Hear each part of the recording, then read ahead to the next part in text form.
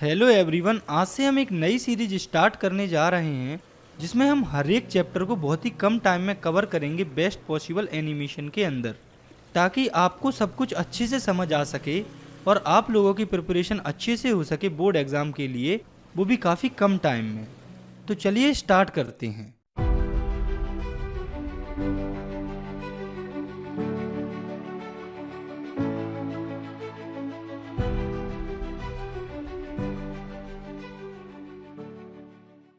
तो आज की वीडियो में हम पढ़ने वाले हैं क्लास 10th की साइंस के पहले चैप्टर को, जो कि है केमिकल रिएक्शन एंड इक्वेशंस। तो देखिए, हमारे चैप्टर की शुरुआत होती है चेंजेस से। तो हमें हमारे आसपास डेली लाइफ में काफ़ी सारे चेंजेस देखने को मिलते हैं, जिसमें से कुछ चेंजेस फिजिकल होते हैं और कुछ केमिकल। इन चेंजेस में मेन डिफरेंस ये होता है कि जो फिजिकल चेंजेस होते हैं वो रिवर्सिबल होते हैं, जैसे कि पानी का जमना, बर्फ़ का पिघलना। और जो केमिकल चेंज होते हैं वो रिवर्सिबल नहीं होते, मतलब कि ये एक बार हो जाते हैं तो ये दोबारा से रिवर्स नहीं होते। For example rusting of iron. तो जब लोहे पर जंग लग जाती है और वो ख़राब हो जाता है तो वो दोबारा से सही नहीं हो पाता है, क्योंकि केमिकल रिएक्शन रिवर्सिबल नहीं होती है। तो आप लोगों को ज़्यादा कन्फ्यूज़न नहीं पालना है, चीज़ों को सिंपली समझना है कि जो फिज़िकल चेंजेस होते हैं उनकी वजह से फिज़िकल रिएक्शन होती है और जो केमिकल चेंजेस होते हैं उनकी वजह से केमिकल रिएक्शन होती है। तो किसी भी केमिकल रिएक्शन में दो मेन पार्ट्स होते हैं, रिएक्टेंट्स और प्रोडक्ट्स। रिएक्टेंट्स उन सब्सटेंस को कहा जाता है जो कि केमिकल रिएक्शन में पार्ट लेते हैं, जबकि प्रोडक्ट वो सब्सटेंस होता है जो कि केमिकल रिएक्शन में फॉर्म होता है। केमिकल रिएक्शन को समझने से ये दोनों टर्म हमें और अच्छे से समझ में आ जाएंगे। तो केमिकल रिएक्शन एक ऐसी प्रोसेस होती है जिसमें एक या उससे ज़्यादा सब्सटेंस, जिन्हें रिएक्टेंट्स कहा जाता है, वो कन्वर्ट हो जाती हैं एक या उससे ज़्यादा डिफरेंट सब्सटेंस में, जिन्हें प्रोडक्ट्स कहा जाता है। तो कहने का मतलब है कि केमिकल रिएक्शन में जो रिएक्टेंट्स होते हैं वो प्रोडक्ट में कन्वर्ट हो जाते हैं। फॉर एग्जांपल हाइड्रोजन और ऑक्सीजन मिलके H2 यानी कि वाटर फॉर्म कर रहा है। तो इस रिएक्शन में ये जो हाइड्रोजन और ऑक्सीजन है वो रिएक्टेंट है, क्योंकि हाइड्रोजन और ऑक्सीजन ही रिएक्शन में पार्ट ले रहे हैं, और जो H2O है वो प्रोडक्ट है, क्योंकि H2O ही रिएक्शन में फॉर्म हो रहा है। तो केमिकल रिएक्शन के बारे में समझने के बाद अब हमें ये देखना है कि केमिकल रिएक्शन के दौरान हमें क्या क्या चेंजेस देखने को मिलते हैं। तो जब भी केमिकल रिएक्शन होती है तो हमें रिएक्टेंट और प्रोडक्ट्स की स्टेट में चेंज देखने को मिल सकता है, या उनके कलर में चेंज देखने को मिल सकता है। इसके साथ हमें टेम्परेचर में भी चेंज देखने को मिल सकता है, और गैस भी निकलती हुई दिख सकती है, और केमिकल रिएक्शन के अंदर ही हमें प्रेसिपिटेट भी फॉर्म होते हुए दिख सकता है। तो केमिकल रिएक्शन में हमें ये कुछ चेंजेस देखने को मिल सकते हैं। तो आगे हमें समझना है केमिकल इक्वेशंस को।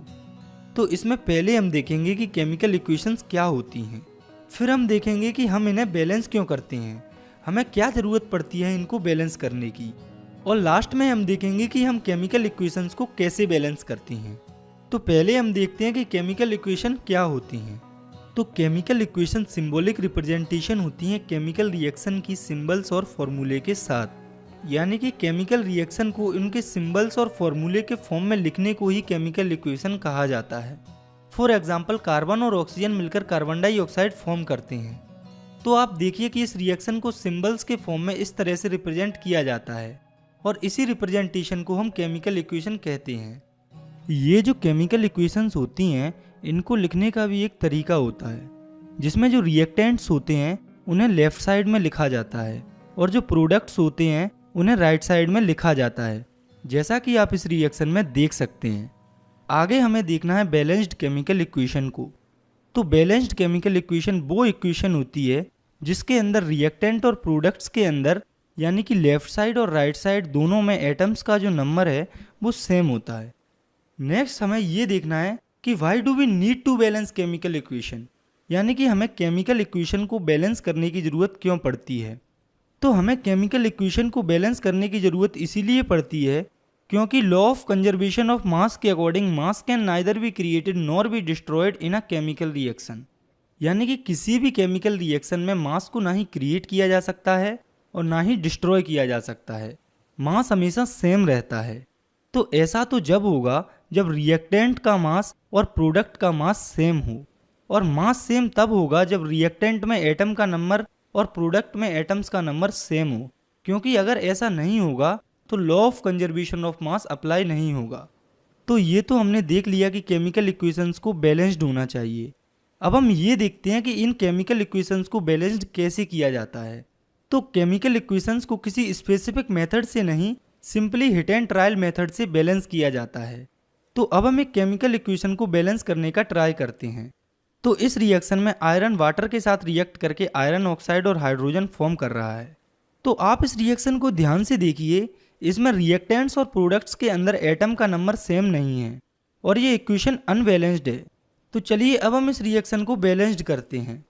तो आपको एक बात याद रखनी है कि किसी भी केमिकल इक्वेशन को बैलेंस करने के लिए हम जो चेंज करते हैं, तो उसके लिए हम हर एक पर्टिकुलर एलिमेंट या कंपाउंड को ब्रैकेट में बंद कर देते हैं। फिर हमें जो कुछ भी मल्टीप्लाई या कुछ भी चेंज करना होता है तो वो पूरे एलिमेंट या कंपाउंड पर ही होता है जो कि ब्रैकेट में होते हैं। तो केमिकल इक्वेशन की बैलेंसिंग को ईजी बनाने के लिए हम एक टेबल बना लेते हैं, जिसमें हम एक कॉलम में एलिमेंट्स के नाम, अगले कॉलम में रिएक्टेंट्स के एटम के नंबर और नेक्स्ट कॉलम में प्रोडक्ट्स के एटम के नंबर को लिख लेंगे। तो अब हम टेबल के थ्रू इस रिएक्शन को बैलेंस करते हैं। तो सबसे पहले एलिमेंट है आयरन। तो आयरन के रिएक्टेंट में एक एटम है और प्रोडक्ट में आप देखिए 3 एटम है। दूसरा एलिमेंट है हाइड्रोजन। हाइड्रोजन के रिएक्टेंट में 2 एटम है और इधर प्रोडक्ट के हाइड्रोजन में भी 2 ही एटम हैं। और तीसरा एलिमेंट है ऑक्सीजन। तो ऑक्सीजन के रिएक्टेंट में 1 एटम है और प्रोडक्ट में 4 एटम है। तो इस टेबल में पहले है आयरन। तो अगर हम इधर रिएक्टेंट की साइड 3 का मल्टीप्लाई कर देते हैं तो दोनों साइड रिएक्टेंट और प्रोडक्ट में एटम का नंबर सेम हो जाएगा। नेक्स्ट है हाइड्रोजन। तो आप देखिए कि हाइड्रोजन के एटम का नंबर रिएक्टेंट और प्रोडक्ट दोनों में सेम ही है, जो कि है 2-2 एटम। और लास्ट और थर्ड एलिमेंट है ऑक्सीजन। तो ऑक्सीजन के रिएक्टेंट में एटम का नंबर है 1 और प्रोडक्ट में 4 एटम्स हैं। तो अगर हम इधर रिएक्टेंट की साइड ऑक्सीजन में 4 का मल्टीप्लाई कर देंगे तो दोनों साइड ऑक्सीजन के एटम बराबर हो जाएंगे। लेकिन हमने अभी देखा यदि कोई 2 एलिमेंट भी अगर कंपाउंड फॉर्म में दिए हुए हों तो उसको बैलेंस करने के लिए उस पूरे कंपाउंड में मल्टीप्लाई होता है। तो हम इस H2O में 4 का मल्टीप्लाई कर देंगे तो इस पूरे H2O में 4 का मल्टीप्लाई होने से ऑक्सीजन तो बैलेंस हो जाएगा, लेकिन जो रिएक्टेंट में हाइड्रोजन है वो 4 का मल्टीप्लाई होने से उसमें 8 एटम्स हो जाएंगे और ये अनबैलेंस हो जाएगा क्योंकि उसके प्रोडक्ट में 2 ही हाइड्रोजन है। तो हाइड्रोजन को बैलेंस करने के लिए हम प्रोडक्ट के हाइड्रोजन में 4 का मल्टीप्लाई कर देंगे। तो अब आप देखिए इस रिएक्शन में तीनों एलिमेंट आयरन, हाइड्रोजन और ऑक्सीजन बैलेंस हो चुके हैं और उनके रिएक्टेंट्स और प्रोडक्ट्स में एटम्स का नंबर बराबर हो चुका है। जैसा कि आप इस टेबल में देख सकते हैं कि आयरन के रिएक्टेंट और प्रोडक्ट में 3-3 एटम हैं, हाइड्रोजन में 8-8 एटम्स हैं, वहीं पर जो ऑक्सीजन है उसमें 4-4 एटम्स हैं दोनों रिएक्टेंट्स और प्रोडक्ट्स में। तो ये जो रिएक्शन लिखी थी वो अनबैलेंस्ड थी, लेकिन हमने अभी इस टेबल में सभी एलिमेंट्स को बैलेंस किया है। तो चलिए अब हम इस रिएक्शन को बैलेंस्ड तरीके से लिख लेते हैं। तो ये हो जाएगी 3Fe + 4H2O gives Fe3O4 + 4H2। तो अब आपकी समझ में आ गया होगा कि हम केमिकल इक्वेशंस को कैसे बैलेंस कर सकते हैं। आप खुद से भी कुछ केमिकल इक्वेशंस को बैलेंस करके इसकी प्रैक्टिस कर सकते हैं। इसका जो तरीका है वो बिल्कुल सिंपल है, जो कि मैंने आपको बता दिया है। आपको एक टेबल फॉर्म करना है और किसी भी तरीके से रिएक्टेंट्स और प्रोडक्ट्स में एटम्स के नंबर को सेम करना है। आगे हमें समझना हमारे अगले टॉपिक को, जो कि है टाइप्स ऑफ केमिकल रिएक्शंस। तो केमिकल रिएक्शंस बेसिकली 6 टाइप की होती हैं, जो कि है combination reaction, decomposition reaction, displacement reaction, double displacement reaction, oxidation and reduction reaction and exothermic and endothermic reaction. तो अब हम एक एक करके इन सभी रिएक्शंस को इनके एग्जाम्पल्स के साथ समझेंगे। तो शुरुआत करते हैं कॉम्बिनेशन रिएक्शन से। तो ऐसी रिएक्शन जिसमें 2 या उससे ज़्यादा रिएक्टेंट्स मिलकर एक सिंगल प्रोडक्ट फॉर्म करते हैं उसे कॉम्बिनेशन रिएक्शन कहा जाता है। इसके एग्जाम्पल्स हो जाएंगे बर्निंग ऑफ कोल। तो आप देखिए कि जब कार्बन ऑक्सीजन की प्रेजेंस में जलता है तो CO2 गैस फॉर्म होती है। तो यहाँ पर हुआ क्या, कार्बन और ऑक्सीजन मिलकर CO2 गैस फॉर्म कर रहे हैं, यानी कि 2 रिएक्टेंट्स जो कि है कार्बन एंड ऑक्सीजन वो मिलकर एक product carbon dioxide gas form कर रहे हैं।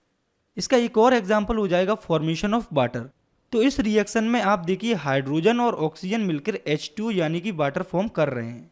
तो आप इन दोनों रिएक्शन में ही देख सकते हैं कि जो 2 रिएक्टेंट हैं वो मिलकर एक प्रोडक्ट फॉर्म कर रहे हैं। इन्हें ही हम कॉम्बिनेशन रिएक्शन कहते हैं।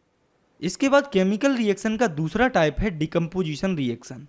तो डिकम्पोजिशन का मतलब होता है टूट जाना। तो ऐसी केमिकल रिएक्शन जिसमें एक सिंगल रिएक्टेंट दो या उससे ज़्यादा प्रोडक्ट्स में ब्रेक डाउन हो जाता है, यानी कि टूट जाता है, उसे डिकम्पोजिशन रिएक्शन कहा जाता है। तो अब आप ये सोचिए कि कोई भी रिएक्टेंट या सब्सटेंस क्यों टूटता है। तो इसका आंसर है कि कोई भी रिएक्टेंट या सब्सटेंस किसी न किसी एनर्जी की वजह से टूटता है। मतलब कि रिएक्टेंट के ब्रेकडाउन होने में, या हम कह सकते हैं डिकम्पोजिशन रिएक्शन में, कोई ना कोई एनर्जी इन्वॉल्व होती है। और इस एनर्जी के बेसिस पर रिएक्टेंट्स के ब्रेकडाउन के कारण जो डिकम्पोजिशन रिएक्शन होती है वो 3 टाइप्स की होती है, जो कि है thermal decomposition, electrolytic decomposition and photolytic decomposition. तो सबसे पहले है थर्मल डिकम्पोजिशन। तो थर्मल का मतलब होता है हीट। तो ऐसा डिकम्पोजिशन जो कि हीट के द्वारा हो रहा हो उसे थर्मल डिकम्पोजिशन कहा जाता है। फॉर एग्जाम्पल, जब कैल्शियम कार्बोनेट CaCO3 जो कि लाइमस्टोन होता है उसे हीट किया जाता है तो वो कैल्शियम ऑक्साइड CaO, जिसे क्विकलाइम भी कहा जाता है, उसमें और CO2 में ब्रेक हो जाता है। नेक्स्ट डिकम्पोजिशन है इलेक्ट्रोलाइटिक डिकम्पोजिशन। तो ऐसा डिकम्पोजिशन जो कि इलेक्ट्रिसिटी के थ्रू होता है उसे इलेक्ट्रोलाइटिक डिकम्पोजिशन कहा जाता है। फॉर एग्जाम्पल, जब H2 यानी कि वाटर से इलेक्ट्रिसिटी पास होती है तो उसमें जो H2O होता है वो हाइड्रोजन और ऑक्सीजन में ब्रेक हो जाता है। तीसरे टाइप का डिकम्पोजिशन है फोटोलाइटिक डिकम्पोजिशन। तो फोटो वर्ड का साइंस में मतलब होता है सनलाइट। तो ऐसा डिकम्पोजिशन जो कि सनलाइट के थ्रू होता है उसे फोटोलाइटिक डिकम्पोजिशन कहा जाता है। फॉर एग्जाम्पल, जब सिल्वर क्लोराइड पर सनलाइट पड़ती है तो वो सिल्वर और क्लोरीन में ब्रेक हो जाता है। तो ये थे डिकम्पोजिशन रिएक्शन के 3 टाइप्स जिन्हें हमें समझना था। आगे हमें समझना है अगले टाइप की केमिकल रिएक्शन को, जो कि है डिस्प्लेसमेंट रिएक्शन। तो ये ऐसी रिएक्शन होती है जिसमें ज़्यादा reactive element less reactive element को डिस्प्लेस कर देता है उसके कंपाउंड या सॉल्यूशन से। फॉर एग्जाम्पल, जब जिंक रिएक्ट करता है कॉपर सल्फेट से तो जिंक कॉपर से ज़्यादा रिएक्टिव होता है। तो ज़्यादा रिएक्टिव होने के कारण जिंक कॉपर को डिस्प्लेस कर देता है और जिंक सल्फेट फॉर्म कर लेता है और कॉपर अलग हो जाता है, जैसा कि आप इस रिएक्शन में देख सकते हैं। Zn + CuSO4 gives ZnSO4 + Cu। तो यहाँ पर हुआ क्या, जिंक जो कि ज़्यादा रिएक्टिव था कॉपर से, उसने कॉपर को डिस्प्लेस कर दिया उसी के सॉल्यूशन से। नेक्स्ट और चौथे टाइप की केमिकल रिएक्शन है डबल डिस्प्लेसमेंट रिएक्शन। तो इसके नाम से ही पता चल रहा है कि इसमें 2 चीज़ें डिस्प्लेस हो रही हैं। तो ऐसी रिएक्शन जिसमें 2 अलग अलग आयंस या एटम्स के ग्रुप रिएक्टेंट मॉलिक्यूल्स के अंदर एक दूसरे को डिस्प्लेस करें तो उस रिएक्शन को डबल डिस्प्लेसमेंट रिएक्शन कहते हैं। इसको और सिंपली आप ऐसे समझिए कि ऐसी रिएक्शन जिसमें एक रिएक्टेंट का एक पार्ट दूसरे रिएक्टेंट के एक पार्ट से डिस्प्लेस हो जाए उसे डबल डिस्प्लेसमेंट रिएक्शन कहते हैं। इसको और ज़्यादा सिंपली समझने के लिए आप इस इक्वेशन को देखिए, AB + CD gives AD + CB। तो इस रिएक्शन में आप देखिए कि पहले रिएक्टेंट का एक पार्ट B दूसरे रिएक्टेंट में पहुंच गया और दूसरे रिएक्टेंट का एक पार्ट D पहले रिएक्टेंट में आ गया और प्रोडक्ट बन गया AD + CB। तो कहने का मतलब है कि ऐसी रिएक्शन जिसमें 2 आयंस या 2 एटम्स का डिस्प्लेसमेंट हो उसे हम डबल डिस्प्लेसमेंट रिएक्शन कहते हैं। तो ये तो एग्जाम्पल आपको समझाने के लिए था। इसका रियल एग्जाम्पल हो जाएगा Na2SO4 जो कि होता है सोडियम सल्फेट प्लस BaCl2 जो कि होता है बेरियम क्लोराइड। तो जब सोडियम सल्फेट और बेरियम क्लोराइड की रिएक्शन होती है तो सोडियम बेरियम क्लोराइड से बेरियम को डिस्प्लेस करता है और बेरियम सोडियम सल्फेट से सोडियम को डिस्प्लेस करता है। तो BaSO4 बेरियम सल्फेट और NaCl sodium chloride as a product form होते हैं। तो ऐसी रिएक्शन जिनमें आयंस का एक्सचेंज होता है उनके रिएक्टेंट्स के बीच में उसे डबल डिस्प्लेसमेंट रिएक्शन कहा जाता है।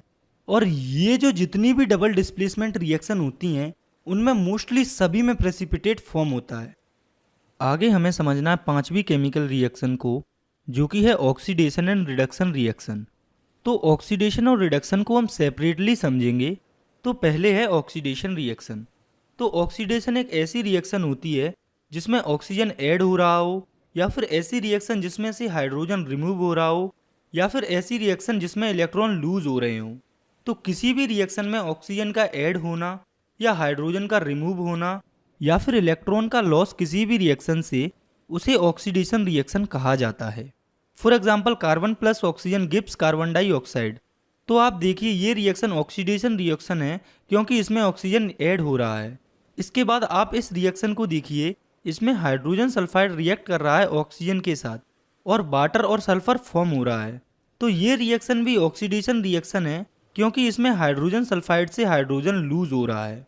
और इस रिएक्शन को भी आप देखिए, इसमें जिंक से 2 इलेक्ट्रॉन लूज हो रहे हैं और जिंक पर 2 पॉजिटिव साइन आ रहा है। ये रिएक्शन भी ऑक्सीडेशन रिएक्शन है क्योंकि इस रिएक्शन में इलेक्ट्रॉन लूज हो रहे हैं। ऑक्सीडेशन के बाद अब हमें समझना है रिडक्शन रिएक्शन को। तो रिडक्शन रिएक्शन ऑक्सीडेशन की बिल्कुल अपोजिट होती है। तो रिडक्शन होती है ऐसी रिएक्शन या ऐसी प्रोसेस जिसमें ऑक्सीजन रिमूव हो रहा हो या फिर हाइड्रोजन ऐड हो रहा हो या फिर ऐसी प्रोसेस जिसमें इलेक्ट्रॉन गेन हो रहे हों। तो आप इन डेफिनेशन से समझ सकते हैं कि ऑक्सीडेशन और रिडक्शन रिएक्शन एक दूसरे की बिल्कुल अपोजिट होती हैं। फॉर एग्जाम्पल, जब पोटेशियम क्लोराइड KClO3 टूट जाता है पोटेशियम क्लोराइड KCl और ऑक्सीजन में, तो ये जो रिएक्शन है वो रिडक्शन रिएक्शन है क्योंकि इसमें आप देखिए ऑक्सीजन रिमूव हो रहा है। एक रिएक्शन है कि जब सोडियम रिएक्ट करता है हाइड्रोजन के साथ तो सोडियम हाइड्राइड फॉर्म होता है। तो आप देखिए इस रिएक्शन में हाइड्रोजन ऐड हो रहा है सोडियम के साथ, इसलिए ये भी रिडक्शन रिएक्शन होगी। एक और रिएक्शन है जिसमें जिंक में 2 इलेक्ट्रॉन्स ऐड हो रहे हैं, तो ये रिएक्शन भी रिडक्शन रिएक्शन है क्योंकि इसमें इलेक्ट्रॉन ऐड हो रहे हैं। तो देखिए आपको रिडक्शन और ऑक्सीडेशन रिएक्शन में ज़्यादा कन्फ्यूजन नहीं रखना, आपको जो सिंपल डेफिनेशन और एग्जाम्पल्स अभी समझाए हैं उनको याद रखना है। तो जिस रिएक्टेंट या सब्सटेंस का ऑक्सीडेशन होता है उसे ऑक्सीडाइज्ड कहा जाता है और जिस रिएक्टेंट या सब्सटेंस का रिडक्शन होता है उसे रिड्यूस्ड कहा जाता है। और वहीं पर जब किसी रिएक्शन में ऑक्सीडेशन और रिडक्शन रिएक्शन एक साथ होती है तो उस रिएक्शन को रिडॉक्स रिएक्शन कहा जाता है। For example, zinc oxide ZnO plus carbon gives Zn plus CO। तो आप देखिए इस रिएक्शन में जिंक ऑक्साइड रिड्यूस्ड हो रहा है जिंक में और कार्बन ऑक्सीडाइज्ड हो रहा है कार्बन मोनोऑक्साइड में। ऐसे ही आप एक और एग्जाम्पल को देखिए, CuO plus H2 gives Cu plus H2O। तो इस रिएक्शन में आप देखिए कॉपर ऑक्साइड रिड्यूस हो रहा है कॉपर में और यहाँ पर रिडक्शन रिएक्शन हो रही है। वहीं पर हाइड्रोजन ऑक्सीडाइज हो रहा है और उसकी ऑक्सीडेशन रिएक्शन हो रही है। तो ऊपर की 2 रिएक्शन से हम ये कह सकते हैं कि अगर कोई सब्सटेंस ऑक्सीजन गेन करता है या हाइड्रोजन को लूज करता है रिएक्शन के टाइम पर तो उसे ऑक्सीडाइज्ड कहा जाता है। वहीं पर अगर कोई सब्सटेंस ऑक्सीजन को लूज करता है या हाइड्रोजन को गेन करता है तो उसे रिड्यूस्ड कहा जाता है। इसके बाद हमें समझना है लास्ट टाइप की केमिकल रिएक्शन को, जो कि है एक्सोथर्मिक एंड एंडोथर्मिक रिएक्शन। तो एक्सोथर्मिक रिएक्शन वो रिएक्शन होती है जिसमें हीट इवॉल्व होती है, यानी कि हीट निकलती है। For example, burning of natural gas. तो जब मीथेन यानी कि CH4 जब ऑक्सीजन में बर्न होती है तो CO2 और वाटर फॉर्म होता है और साथ में लार्ज अमाउंट में हीट एनर्जी निकलती है। इसके साथ साथ जो रेस्पायरेशन की प्रोसेस होती है वो एक्सोथर्मिक रिएक्शन होती है क्योंकि उसमें एनर्जी हीट के फॉर्म में रिलीज होती है। इसके बाद है एंडोथर्मिक रिएक्शन। तो ये रिएक्शन बिल्कुल अपोजिट होती है एक्सोथर्मिक रिएक्शन की। ये वो रिएक्शन होती है जिसमें हीट एनर्जी एब्जॉर्ब होती है। फॉर एग्जाम्पल, मरकरिक ऑक्साइड जब मरकरी और ऑक्सीजन में टूटता है तो उस प्रोसेस में काफ़ी ज़्यादा हीट एनर्जी एब्जॉर्ब होती है। एंडोथर्मिक रिएक्शन का मोस्ट पॉपुलर एग्जाम्पल है फोटोसिंथेसिस। तो जो फोटोसिंथेसिस रिएक्शन होती है उसमें सन की हीट एनर्जी को एब्जॉर्ब किया जाता है, इसलिए फोटोसिंथेसिस की जो रिएक्शन होती है वो एंडोथर्मिक रिएक्शन होती है। इसके बाद हमें समझना है इस चैप्टर के आखिरी टॉपिक को, जो कि है effect of oxidation in our daily life, यानी कि हमारी डेली लाइफ में ऑक्सीजन के क्या क्या इफेक्ट हमें देखने को मिलते हैं। तो हमें ऑक्सीजन के मेनली 2 इफेक्ट देखने को मिलते हैं, जो कि है कोरोजन एंड रेंसिडिटी। तो पहले हम देखते हैं कोरोजन को। तो कोरोजन एक ऐसा फिनोमिनन या ऐसी प्रोसेस होती है जिसमें मेटल की सरफेस धीरे धीरे खराब होने लगती है एयर, वाटर या किसी और केमिकल की रिएक्शन से, जो कि एटमॉस्फेयर में प्रेजेंट होते हैं। इसके एग्जाम्पल हो जाएंगे, आप सभी ने देखा होगा कि सिल्वर पर ब्लैक कोटिंग आ जाती है, यानी कि काली लेयर चढ़ जाती है, या फिर जो कॉपर होता है उस पर एक ग्रीन लेयर आ जाती है। और अगर आपने इन दोनों एग्जाम्पल्स को नोटिस नहीं किया है तो भी कोई दिक्कत नहीं है, क्योंकि आप सभी ने लोहे पर जंग लगी हुई तो जरूर देखी होगी, तो वो भी कोरोजन के कारण ही होती है। आयरन के केस में कोरोजन को रस्ट कहा जाता है। तो कोरोजन के कारण काफ़ी मात्रा में car bodies, bridges, ships, iron railings and उनके साथ और भी कई मेटल्स जैसे कि सिल्वर और कॉपर खराब हो जाते हैं। तो कोरोजन एक नेचुरल और स्लो प्रोसेस होती है। ऐसा नहीं होता कि कोई भी मेटल 1 या 2 दिन में कोरोड हो जाए। और अगर हम चाहें तो इन मेटल्स को प्रिवेंट भी कर सकते हैं कोरोजन से। इसके लिए हमें बस सिंपल से कुछ स्टेप्स लेने होते हैं, जैसे कि हम आयरन के ऑब्जेक्ट्स को पेंट करके कोरोजन से प्रिवेंट कर सकते हैं, और सिल्वर को हम उसे बाहरी कांटेक्ट में ज़्यादा ना रखकर उसकी रेगुलर क्लीनिंग कर प्रिवेंट कर सकते हैं। इसके साथ कॉपर को बेकिंग सोडा और सॉल्ट का पेस्ट बनाकर उससे रेगुलर क्लीन करके इसको प्रिवेंट कर सकते हैं कोरोजन से। तो जो कोरोजन होता है वो काफ़ी हार्मफुल होता है मेटल्स के लिए। लेकिन इसके साथ साथ एक मेटल ऐसा भी होता है जिसके लिए कोरोजन काफ़ी बेनिफिशियल होता है, यानी कि उस मेटल को कोरोजन से फ़ायदा होता है, जो कि होता है एल्यूमिनियम। तो एल्यूमिनियम के केस में कोरोजन बेनिफिशियल होता है। इसके बाद है ऑक्सीजन का दूसरा इफेक्ट, जो कि है रेंसिडिटी। तो ये प्रोसेस होती है स्लो ऑक्सीडेशन की उन फूड मटेरियल्स की जिनमें ऑयल और फैट प्रेजेंट होता है, जिससे फूड का टेस्ट और उसकी स्मेल खराब हो जाती है। तो आपने कभी ना कभी काफ़ी फूड मटेरियल्स को खराब होते हुए देखा होगा, जैसे हमारे घरों में सब्जी और भी कई खाने की चीज़ें खराब हो जाती हैं। तो जो फूड मटेरियल्स होते हैं वो फैट और ऑयल्स के प्रेजेंट होने के कारण ऑक्सीडाइज हो जाते हैं, जिससे इनकी स्मेल और टेस्ट खराब हो जाते हैं, और ये हमारी हेल्थ के लिए भी काफ़ी नुकसानदायक होते हैं। तो फूड को रेंसिडिटी से यानी कि ख़राब होने से प्रिवेंट करने के लिए कुछ मेथड्स होते हैं, जैसे कि हम फूड मटेरियल्स को रेंसिडिटी से प्रिवेंट करने के लिए एयर टाइट कंटेनर्स में रख सकते हैं, जिससे वो एयर के कांटेक्ट में नहीं आएंगे और रेंसिडिटी से प्रिवेंट रहेंगे। इसके साथ हम जो कुक्ड फूड होते हैं जिन्हें हम खुद पकाते हैं, उन्हें डायरेक्ट सनलाइट के कांटेक्ट से प्रिवेंट करके और रेफ्रिजरेटर में लो टेम्परेचर पर रखकर प्रिवेंट कर सकते हैं। इसके साथ साथ हम फूड मटेरियल्स को एंटीऑक्सीडेंट्स को भी ऐड करके प्रिवेंट कर सकते हैं रेंसिडिटी से। तो आप लोगों ने कभी ना कभी चिप्स तो खाए होंगे। तो जब आपने चिप्स खाए होंगे तो आपने एक चीज़ नोटिस की होगी कि चिप्स के पैकेट में चिप्स से ज़्यादा तो हवा भरी हुई होती है। तो आप लोगों ने कभी सोचा है कि चिप्स में गैस या हवा क्यों भरी होती है, और ये कौन सी गैस होती है जो चिप्स के अंदर भरी होती है? तो जो चिप्स होते हैं उनके अंदर मेनली नाइट्रोजन गैस भरी होती है, और ये इसीलिए भरी होती है क्योंकि ये गैस चिप्स को रेंसिडिटी से प्रिवेंट करती है, यानी कि इनको ऑक्सीडाइज होने से बचाती है। तो ये था आपका चैप्टर। आज की वीडियो में इतना ही। मिलते हैं इस सीरीज़ की नेक्स्ट वीडियो में। आप चाहें तो इस वीडियो को लाइक कर सकते हैं और इस चैनल को भी सब्सक्राइब कर सकते हैं, ताकि आपसे इस सीरीज़ की कोई भी वीडियो मिस ना हो। आई होप आपकी हेल्प हुई होगी। तब तक के लिए thanks for watching. Take care. Bye.